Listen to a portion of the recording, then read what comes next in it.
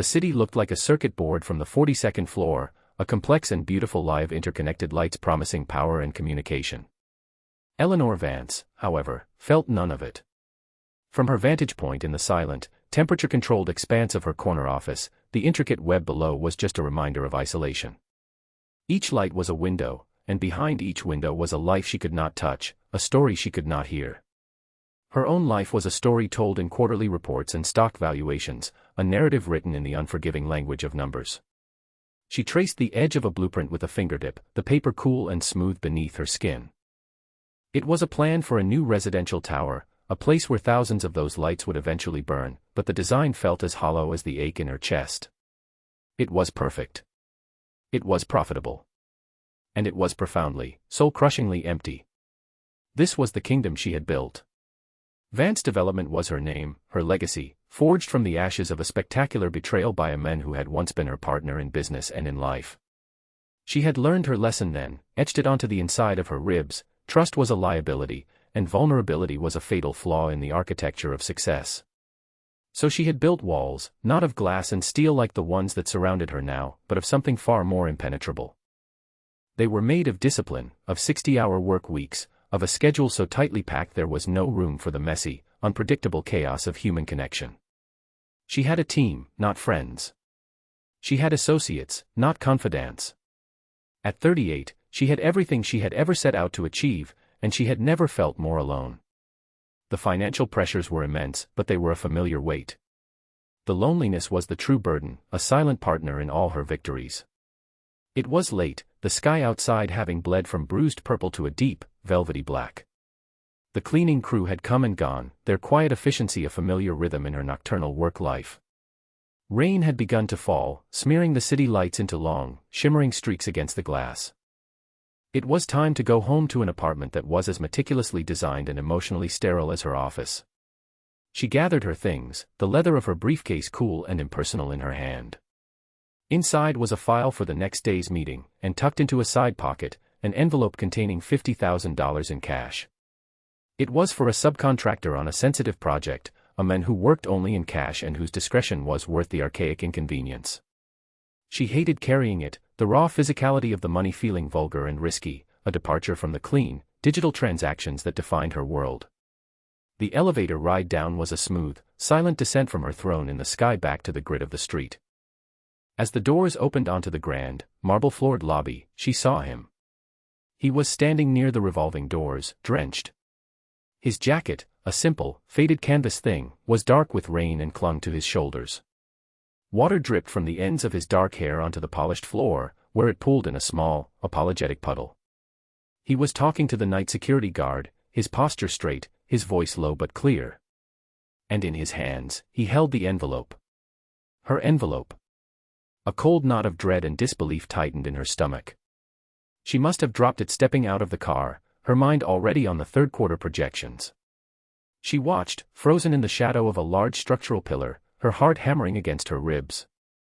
This was the city. People did not return $50,000. They vanished with it, a ghost funded by a stranger's mistake.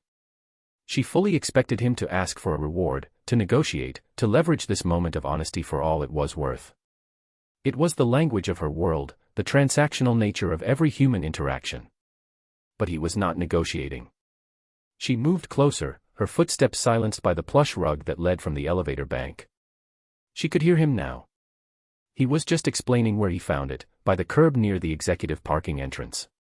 The security guard, a man named George whose grandchildren's photos she saw every Christmas, looked stunned, his eyes wide as he stared at the thick manila envelope. The man with the wet jacket pushed it across the granite countertop. He was turning to leave. No negotiation. No request. Just a simple, unadorned act of integrity. It was so foreign, Southwest utterly out of place in her carefully curated world of calculated risks and quid pro quo, that it felt like a glitch in reality. This man, who looked like he could desperately use the money, whose worn boots and tired eyes spoke of a life far from the effortless luxury of her own, was simply walking away. She could not let him. It was an impulse, sharp and decisive, the same instinct that had made her a fortune in a cutthroat industry. She stepped out from behind the pillar. Her voice was louder than she intended, echoing slightly in the vast, empty lobby. He stopped, his hand on the brass handle of the door, and turned. Up close, she could see the exhaustion etched around his eyes, but the eyes themselves were a clear, steady gray. They held no artifice, no hidden agenda. They just looked at her, waiting. She took the envelope from George, her hand surprisingly steady. She addressed the man directly, her tone automatically slipping into the familiar cadence of command. She told him it was hers, a fact he seemed to accept with a simple, slow nod. She thanked him, the words feeling clumsy and inadequate in her mouth. She was accustomed to transactions, not grace. She found herself studying him, committing the details to memory as if he were a complex variable in a new equation. There was a smudge of what looked like sawdust on his cheekbone and his hands were rough, calloused, the knuckles scraped. These were not the manicured hands of the men she dealt with daily, men who wielded pens and phones as their primary tools. These were hands that made things, that fixed things. She held out a hand, a formal, corporate gesture. Eleanor Vance. He took it, his grip firm and warm, a stark contrast to the rain-chilled air. Liam Hayes. His name was as solid and unpretentious as he seemed.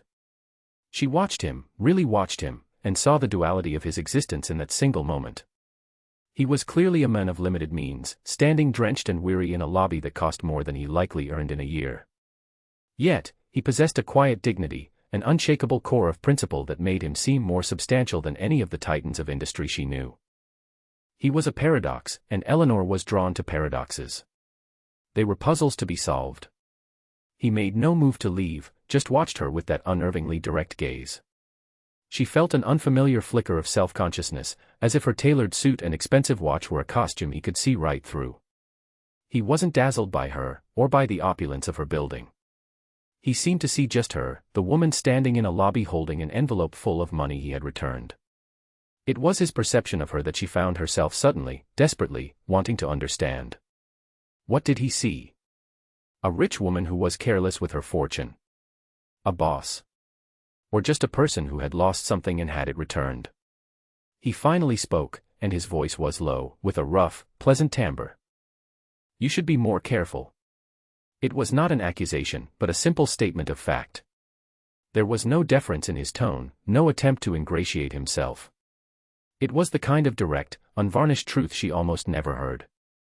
The observation hung in the air between them, and in that moment, the power dynamic she was so accustomed to seemed to invert. He was not a supplicant. He was an equal, a man who had made a choice based on his own internal compass, and he was now offering a piece of simple, unvarnished advice. She felt a strange compulsion, a need to keep him there, to understand the mechanics of a mind that worked so differently from her own. A cash reward felt cheap, insulting. It would reduce his profound act of character to a simple transaction, dragging him back into the world of quid pro quo she was trying to comprehend him from outside of. She looked at his hands again, the sawdust, the calluses. An idea began to form, a wild, impulsive thought that was completely out of character. She was a planner, a strategist. She did not operate on whims. Yet, this felt less like a whim and more like a necessity. I need something built, she said, the words surprising even herself. Custom bookshelves. For my office. It was a lie, but a plausible one. Her office was a monument to minimalist design, there was no place for bookshelves. But she could make a place. She could redesign the entire 42nd floor if it meant she could solve the puzzle of Liam Hayes. She was offering him a job, a way to repay him that was not a handout but an exchange of skills. It was a proposal born of a desperate curiosity, a need to keep this anomaly, this piece of data that didn't fit, within her orbit. She saw the shift in his eyes immediately. The quiet neutrality was replaced by a flicker of suspicion, a cautious retreat. He was no fool. He understood the subtext. This was a reward, dressed up in the language of employment. His posture straightened, a subtle defensive maneuver. I'm a carpenter, he said, his voice flat. Not a charity case. The words were a clean, sharp cut, delivered without malice but with an undeniable edge of pride. He was drawing a line, defining the terms of their interaction. He was not for sale. His integrity was not a commodity to be purchased. Eleanor felt a flush of respect for him. He was exactly who she thought he was. She met his gaze, her own resolve hardening. This was a negotiation now, and she was very, very good at negotiations. It's not charity, Mr. Hayes. It's a job. I value quality, and I'm willing to pay for it. I also value integrity. I have a company full of people who are very good at their jobs, but I have found that integrity is a much rarer skill. I have a project that requires both. I'll pay you 3 times your usual rate. She was laying her cards on the table, offering him a truth he might accept. She was not rewarding his honesty with cash, she was investing in his character. He considered her, his head tilted slightly. The silence stretched, filled only by the whisper of the air conditioning and the distant hum of the city. She could see the internal conflict playing out across his face, the practical need of a man who was likely struggling, warring with the fierce pride of a man who would not be bought. She saw the exhaustion in his shoulders and understood that his pride was likely a heavy thing to carry. He was a single father, she learned a moment later, when he glanced at his watch and mentioned he needed to get home to his daughter. The information landed like a missing piece of the puzzle, clicking into place. His choices were not just his own. They were tethered to the life of a child. Finally, he gave a slow, reluctant nod. 1 week, he said. A trial. You show me the designs. If the work is good, and you're satisfied, we can discuss the rest. His terms. Not hers. He was asserting his agency, ensuring this remained a professional arrangement between equals, not an act of noblesse oblige. Eleanor agreed without hesitation. It was more than she had hoped for. He took a small, worn business card from his wallet and handed it to her. Hayes Carpentry. Simple, direct, like the man himself. Then, with another brief nod, he turned and walked out into the rain, leaving Eleanor standing in the silent, cavernous lobby, the small, damp card feeling impossibly heavy in her hand. She had made a decision that deviated from every strategic plan she had ever conceived, and for the first time in a very long time, she felt a flicker of something other than the crushing weight of her own success. It felt like hope. The following week was a study in contrasts. By day, Eleanor commanded her empire from the 42nd floor, navigating complex zoning laws, hostile takeover bids, and the delicate egos of billionaire investors. Her world was abstract, a landscape of financial models and legal loopholes. But for an hour each afternoon, she would descend to a small, unused conference room on the 10th floor that she had cleared out for him. There, the world became tangible. The air smelled of freshly cut oak and lemon oil. The silence was broken by the rhythmic rasp of a hand playing against wood, the clean bite of a chisel. Liam Hayes worked with a quiet, focused intensity that she found mesmerizing. He moved with an economy of motion, each action purposeful and precise. He had taken her vague, fabricated request for bookshelves and turned it into a thing of beauty. He had sketched out a design on a piece of plywood, a design that was both elegant and functional, showing an innate understanding of space and form that surprised her. He had seen the sterile minimalism of her world and offered a counterpoint in the warmth and life of the wood. She found herself making excuses to be there, to watch him work. She would bring him coffee, which he would accept with a quiet word of thanks, his eyes never leaving the piece of wood he was shaping. Their conversation started small, rooted in the project at hand. They talked about the grain of the wood, the merits of a dovetail joint versus a mortise and tenon. He spoke about his craft with a simple, unpretentious passion that she envied. He was building something real, something that would last, something that could be touched and used. She was building towers of glass that would one day be torn down, her legacy measured in market fluctuations. He was creating a single, perfect bookshelf. She began to realize that his integrity was not a singular event that occurred on a rainy night, it was woven into the very fabric of his being. It was in the way he measured twice and cut once, in the meticulous care he took with each joint, ensuring it was not just strong, but perfect, even the parts that no one would ever see. Slowly, cautiously, the conversations drifted. He asked her a question about the building's foundation, a technical query that revealed a surprising knowledge of engineering. She found herself explaining the complexities of sinking pylons into the city's bedrock, and he listened with genuine interest, his head cocked to the side. He seemed to understand systems, whether they were the internal structure of a piece of wood or a skyscraper. One afternoon, he spoke of his daughter, Maya. He mentioned her with a softness that completely transformed his face, the weary lines around his eyes easing. He told Eleanor she was 7, that she loved to draw, and that she was saving up for a telescope. The admission was a small gift, a window into the life that drove him, the reason pride and principle were so non-negotiable. Eleanor, in turn, found herself speaking of things she never discussed. Not her business, but the theory behind it. She talked about her belief that a building should serve the community it was in, not just the people who owned it. She spoke of her frustration with developers who cut corners, who valued profit over quality. She was speaking about her own values, a part of herself she had long since buried under the pragmatism of corporate survival. In the quiet, sawdust-scented room, surrounded by the tangible evidence of his craft, she felt safe enough to excavate them. He would listen, his hands still moving over the wood, and offer a simple nod or a quiet, insightful question. He was not impressed by her title or her wealth. He was engaging with her ideas. For the first time in years, Eleanor felt seen not as a CEO, but as a person. One evening, she stayed late, long after her executive assistant had gone home. She was wrestling with a new project, a community revitalization plan that was being met with fierce resistance from her board.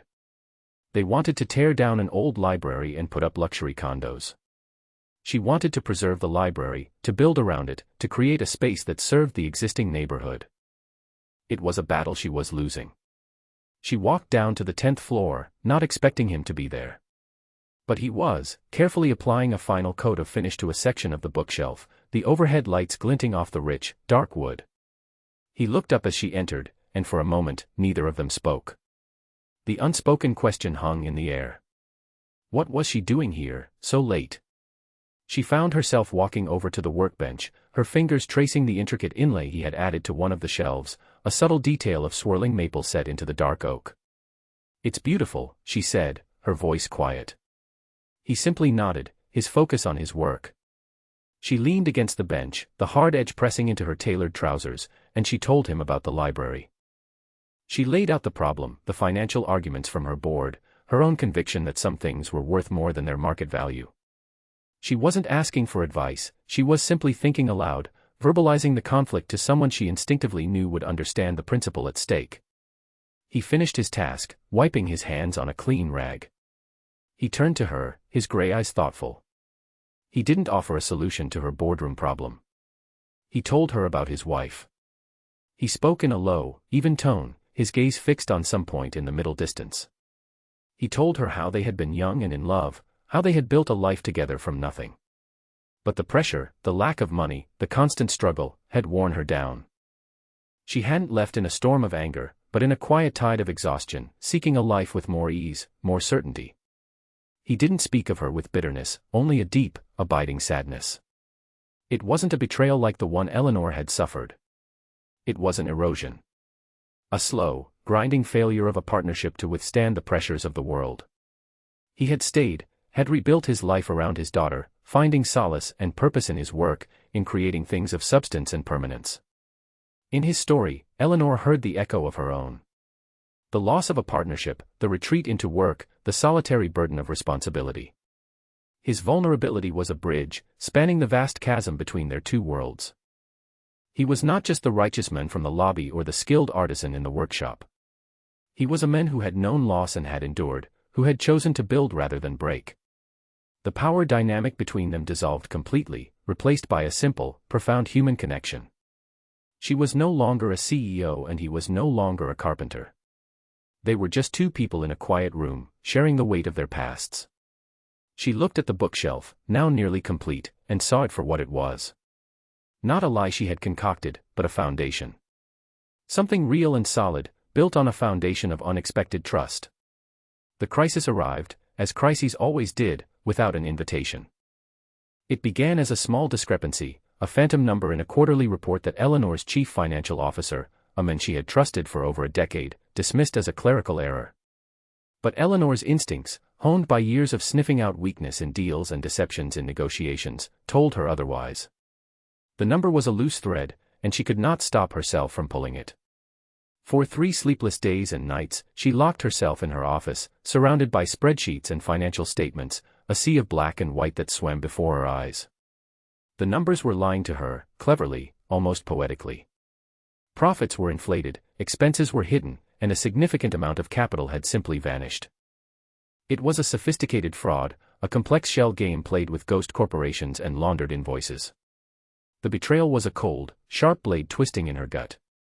Marcus, her CFO, was not just an employee, he was one of the few people she had allowed inside her walls after her first partnership had imploded. He had helped her build the company. And all along, he had been systematically gutting it from the inside. Her old defenses slammed into place. She told no one, her face a mask of cool composure in meetings, her voice steady on conference calls. Inside, she was reeling. This was a threat not just to a single project, but to the entire company. And it was her failure. She had trusted someone, and once again, she was paying the price. On the third night, she was staring at a stack of invoices from a company called Artisan Building Supplies, a new vendor Marcus had highly recommended.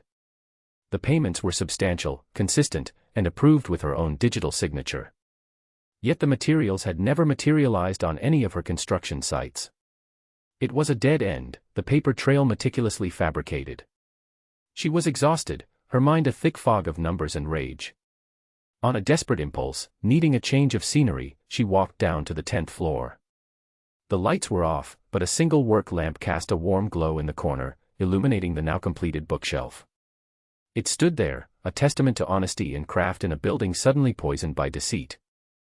Liam was there, packing up his tools, his movements methodical and calm.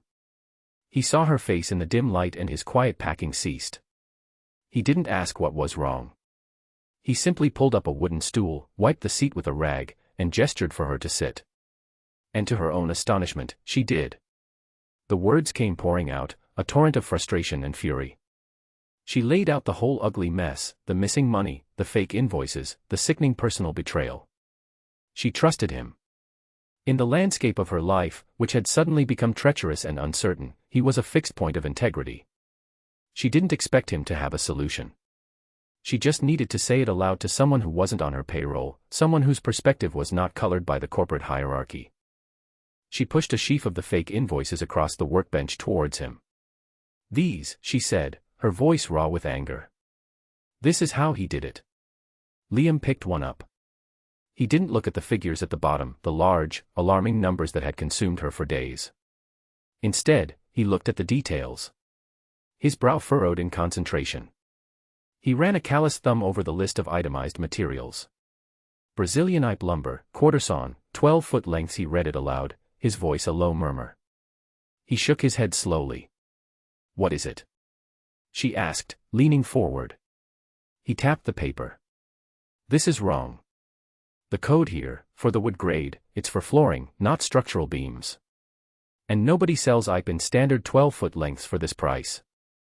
You'd have to custom mill it, and the cost would be triple what's listed here." He picked up another invoice. Bespoke copper flashing, hand-hammered. He let out a short, dry laugh. "This is nonsense. The unit price is for standard machine-rolled copper." He looked at her, his gray eyes clear and sharp, cutting through her fog of financial confusion. "He's not just faking the company," he said. "He's faking the materials. He's lazy. He's using descriptions and prices that sound impressive to an accountant, but to anyone who actually builds things, it's gibberish. It's like a child's drawing of a house." A sudden, stunning clarity washed over Eleanor. She had been looking at the numbers, at the complex financial architecture of the fraud. Liam was looking at the wood and the copper. He saw the physical reality, or the lack thereof. He had spotted the fundamental flaw in the fiction not because he was an accountant, but because he was a builder. His real-world knowledge, his grounding in tangible things, had allowed him to see the lie that all her high-powered financial analysts had missed. The lazy details were the loose thread, the one he had found without even trying. He had given her the key. Instead of her old pattern of pulling back, of retreating into her fortress to handle the fight alone, she felt a profound sense of partnership. She looked at him, at his calm, steady presence amidst the chaos of her life, and felt an overwhelming wave of gratitude.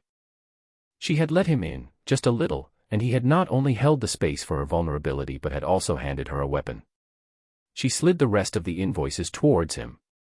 "Show me," she said, her voice no longer desperate, but filled with a new, cold determination. "Show me all the mistakes." And for the next hour, in the quiet, lamp-lit room, the carpenter and the CEO worked together, deconstructing a lie, one piece of fictional lumber at a time.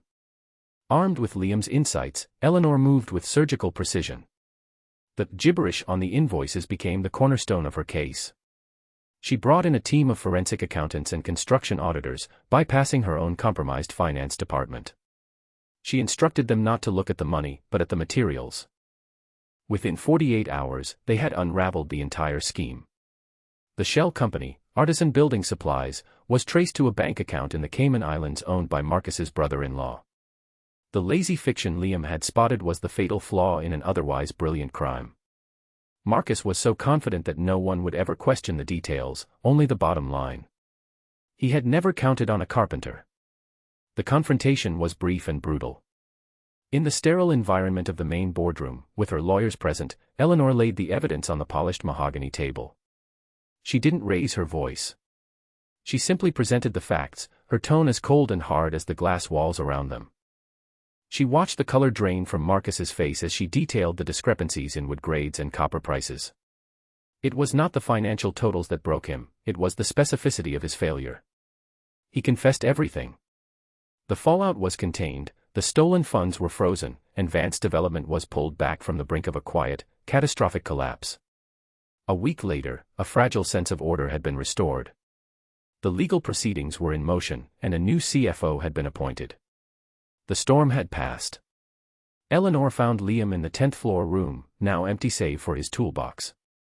The bookshelf had been moved to her office that morning, installed by a professional crew. It stood against the far wall, a warm, solid presence in the cool, minimalist space. It looked like it had always belonged there. Liam was cleaning his tools, wiping each one down with an oiled cloth, preparing to leave. The job was done. She stood in the doorway for a moment, watching him. The quiet, rhythmic sounds of his work had become a familiar comfort over the past few weeks. The thought of it being gone left an unexpected ache in her chest. He looked up and saw her, and he offered a small, almost smile. "Looks good upstairs," he said. "Fits the space." She nodded, her throat suddenly tight. That's not what she had come to say. She walked into the room, stopping a few feet from him. "I didn't come here to talk about the bookshelf, Liam." She paused, gathering her thoughts, wanting the words to be as precise and true as one of his dovetail joints. "I came to thank you. Not just for your work on the shelf, but for everything. What you did, pointing out the invoices, you didn't have to do that. That wasn't part of the job." She looked directly at him, letting him see the unvarnished gratitude in her eyes. "You saved my company. My forensic team, my lawyers, they could have found it eventually. But you found the heart of the lie. You saw the flaw because you have a genuine understanding of how things are built. I've spent my life surrounded by people who understand how things are bought and sold. It's not the same thing." He stopped cleaning his tools and gave her his full attention. His gaze was, as always, direct and steady. "You were the one who knew something was wrong," he said, his voice quiet. "You just needed someone to show you where to look." He was deflecting the praise, sharing the victory, a gesture so natural and instinctive to him, and so foreign to her world of singular, high-stakes achievement. It was in that moment that she understood the full depth of her miscalculation about her own life. She had built her empire on the premise of solitary strength, but the truth was, she had been weaker for it. True strength was not in impenetrable walls, but in the willingness to trust the right person to help you look. "I've been doing this alone for a very long time," she admitted, the words feeling like a confession. "I thought it was the only way to be safe, to be strong. I think I was wrong." It was the most vulnerable thing she had said to anyone in a decade, and it was liberating. The acknowledgement hung in the air between them, a final brick being removed from the wall she had so carefully constructed around herself. The professional arrangement, the pretense of a simple job, had been stripped away. All that was left was the truth of their connection, two people who had seen the best in each other. He finished packing his toolbox, the finality of the click as he latched it echoing in the empty room. He stood up, and for the first time, she noticed he was slightly taller than her. He looked at her, and the small, almost smile returned, this time reaching his eyes. "Well," he said softly. "The job is finished." He was giving her an out, a chance to let this moment pass, to let him walk out of her life as quietly as he had walked in. But Eleanor Vance had not built an empire by letting opportunities walk away. The risk of rejection was terrifying, a feeling she hadn't experienced since she was a young woman with nothing to lose. But the risk of letting him go, of returning to her silent, empty life, was infinitely worse. "Have dinner with me," she said. The words were not a request, but a statement. A direct, clear offer. Not as my employee. Not as a thank you. As my friend. Her heart was hammering, but her voice was even. He looked at her for a long moment, his gray eyes searching her face. She met his gaze without flinching, letting him see her hope, her fear, her sincerity. A slow, genuine smile spread across his face, transforming his weary features into something warm and bright. "I'd like that," he said. The new beginning did not feel like a seismic shift, but rather a quiet, gradual settling.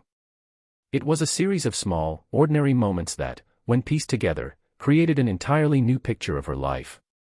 Their first dinner was not at a Michelin-starred restaurant designed to impress, but at a small, noisy Italian place in his neighborhood that he and Maya loved. Maya was there, a bright, curious girl with her father's steady gray eyes and a cascade of dark, messy hair. She treated Eleanor not as a CEO or a figure of authority, but with the simple, open curiosity of a child. She showed Eleanor her drawings, intricate and imaginative worlds filled with flying whales and talking trees.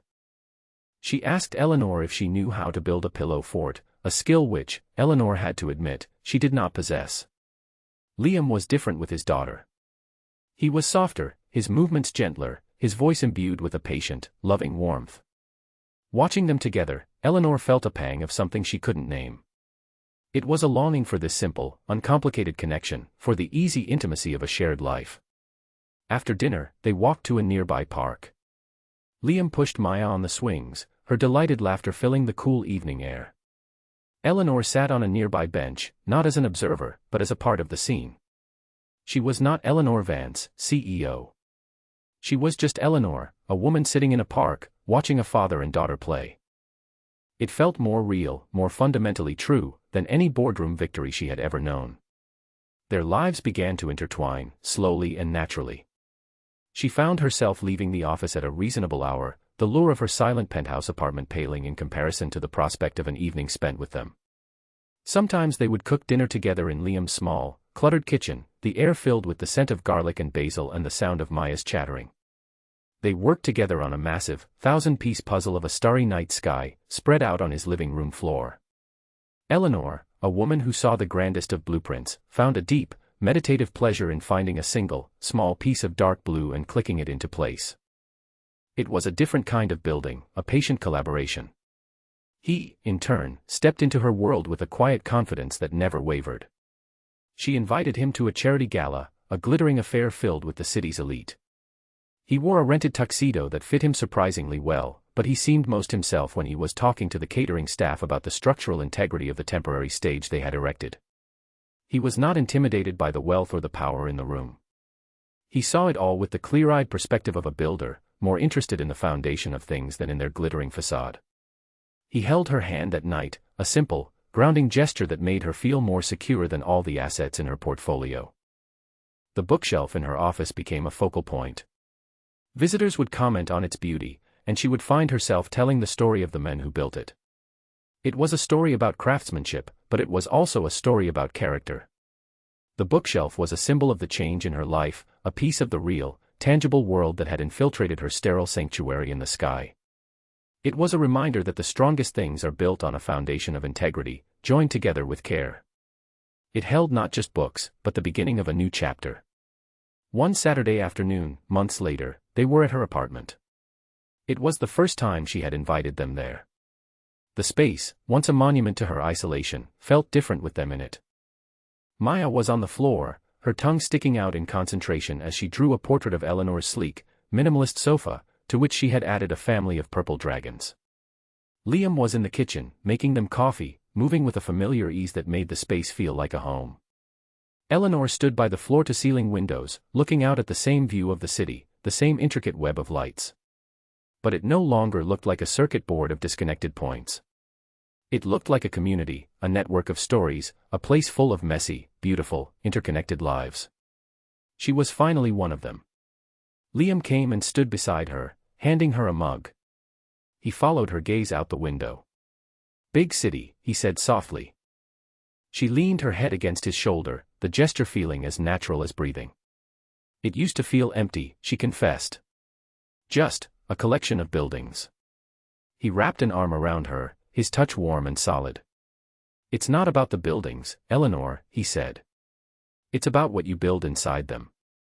His words were simple, profound, and absolutely true. She had spent her life building towers of steel and glass, but he had taught her how to build a life. She thought back to that rainy night, to the men standing drenched in her lobby, holding an envelope of money that could have changed his life. He had made a choice, a simple act of returning what was not his. And she, in turn, had made a choice, an impulsive decision to step out from behind the pillar, to speak to the stranger who represented an anomaly in her world. It was a tiny, insignificant moment in the grand scheme of the city, a single, flickering light in the vast circuit board. But that one connection had rewired her entire existence, leading her away from a life of solitary success and toward a quiet, sustainable happiness she had never known was possible. She looked from the city, to Liam's calm profile, to the sound of Maya humming as she drew. It was all connected. Everything was finally, perfectly, in its right place.